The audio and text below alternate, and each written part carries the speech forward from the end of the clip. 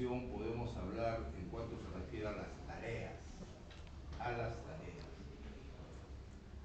Obviamente tenemos que partir de admitir, nos guste o no, de que el enemigo de clase nos ha derrotado temporalmente en la ideología, en el terreno de las ideas. ¿Por qué? Por distintas razones. Porque ellos tienen el poder. ¿Los medios de comunicación están al servicio de nosotros? Definitivamente no. ¿A qué intereses responden? A intereses de los grupos de poder. Y hoy por hoy los medios de comunicación se han constituido en un poder. Es el poder mediático. El poder mediático nos puede liquidar, derrotar, desaparecer en menos de un día incluso. Si eso es así, lo que tenemos que hacer como CGTP es recuperar, fomentar la conciencia de clase de los trabajadores. ¿Y qué cosa es conciencia de clase? ¿Será solamente la lucha por el salario a la que estamos acostumbrados los 360 o 65 años de día que tiene el año? Yo no estoy en contra de la lucha económica, por si acaso. ¿Cómo estar en contra del salario? De ninguna manera. Pero otra cosa es que nos dediquemos única y exclusivamente a eso. ¿Y quién se lucha? ¿Y quién se dedica a la lucha?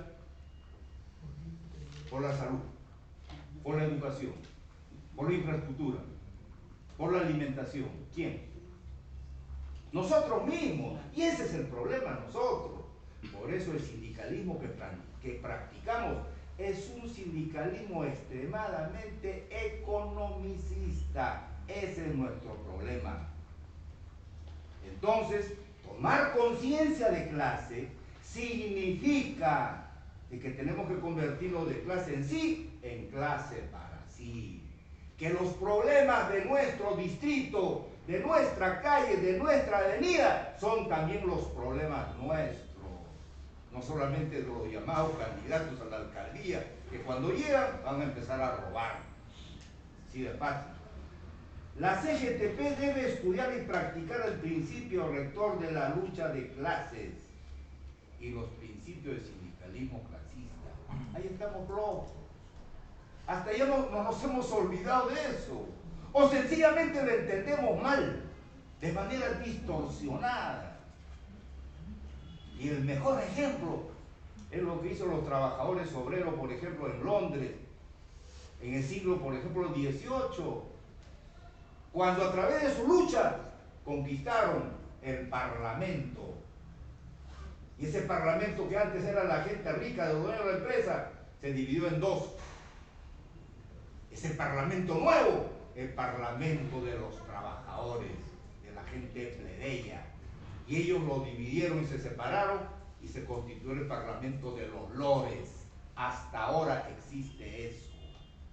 Esos trabajadores entendieron desde ahí, más de 300 años, de que la lucha también era política. Porque tenemos que entender y meternos a la cabeza de que ese Congreso, esté quien esté, en su mayoría al servicio de la clase explotadora, no va a dar leyes a favor de nosotros los trabajadores. Eso está clarito, ¿o no? Entonces, eso es lo que tenemos que hacer. También es tarea permanente en la CGTP, organizar, educar, alzar a la lucha a los trabajadores, a los campesinos y demás sectores oprimidos. Pero para eso tenemos que recuperar nuestras fuerzas, porque estamos anémicos, estamos débiles.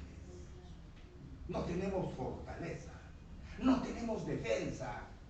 En síntesis, la debilidad de nosotros es la fortaleza de los gobiernos. ¿Sí o no? ¿Cuál es el sostén social de los gobiernos? ¿Qué sostén social tenía el APRA, Toledo, este mismo gobierno? ¿Qué sostén social tiene? No lo tiene. ¿Y por qué estamos así? Entendible por el modelo de 10 trabajadores, solamente 2 son asalariados, que es el 100%. De esos 2 que es el 100%, solamente 5.7 son sindicalizados. Imagínense ustedes, de ese 5.7, apenas 4.1 tiene derecho a la negociación colectiva. Esa es nuestra desgracia. Entonces, hay que revertir ese problema. La CGTP debe trabajar con vocación de gobierno y poder, con una visión estratégica. La CGTP no solamente debe preocuparse por la lucha de los trabajadores en su vida, en su económico, en sus horas de trabajo. ¿Qué nos enseñó el Amauta? El Amauta entendió perfectamente eso. Por eso constituyó, formó el Partido de los Comunistas. Si no se hubiese quedado solamente con la CGTP. Y eso no lo entendemos nosotros. Yo soy dirigente del otro partido, pero ¿acaso con nosotros nos entendemos? Ni nos miramos como enemigos, como adversarios. ¿Qué cosa nos peleamos?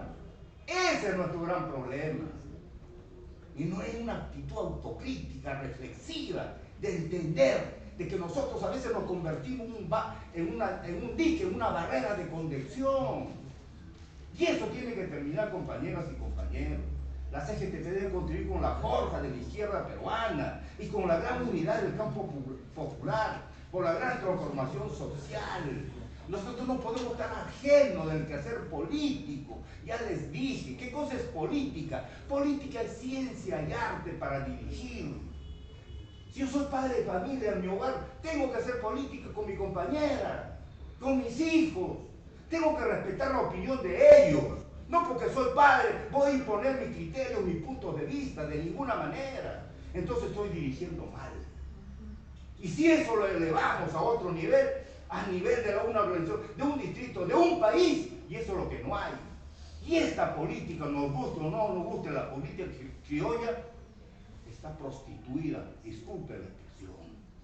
¿Cómo está la democracia representativa? ¿A quién representa ese Congreso? Que cada vez hay escándalo, de escándalo en escándalo, nadie se escapa de esa situación. ¿Qué cosa significa eso? Que la democracia representativa está en crisis.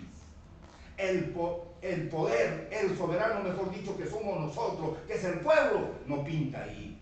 Por eso tenemos que revertir desde una concepción diferente, desde la concepción de restituir todo el poder al pueblo, todo el poder al soberano, que el pueblo decida, que el pueblo legisle, que el pueblo gobierne. Esa es la verdadera democracia. Yo creo que en ese orden he respondido más o menos a todos y termino con la pregunta de Nazario. El Estado tiene que cumplir su rol organizador y promotor. A nosotros aquí nos han hecho creer la derecha. En toda América Latina, por no decir en todo el mundo, solamente aquí en el Perú está prohibido que el Estado cumpla ese rol promotor, organizador. ¿No es cierto? Vaya usted a Chile. ¿Qué cosa es Codelco? Es la empresa estatal de cobre. Es del Estado. Vaya usted a Brasil. ¿Qué cosa es Petrobras? Empresa del Estado. Pero aquí está prohibido. Por lo que usted diga, ¿no? Que Perú dirija aquí las operaciones de explotación petrolífera. A usted los ocultan. ¿Por qué? Porque aquí, vuelvo a decir, se ha impuesto la ideología de ellos. Solamente lo privado es exitoso. Y si viene desde el Estado una propuesta de recuperar nuestros recursos, de dirigir bien la salud, de dirigir bien la educación, eso es nefasto. ¿Por qué? Porque lo público, lo estatal, es lo pésimo, es lo peor. Entonces estamos en lucha, así nos ven. De tal manera hay muchas cosas que hacer, pero por problema de tiempo me quedo ahí. Gracias. Compañero Lucho. Compañero, yo me voy a referir a dos preguntas que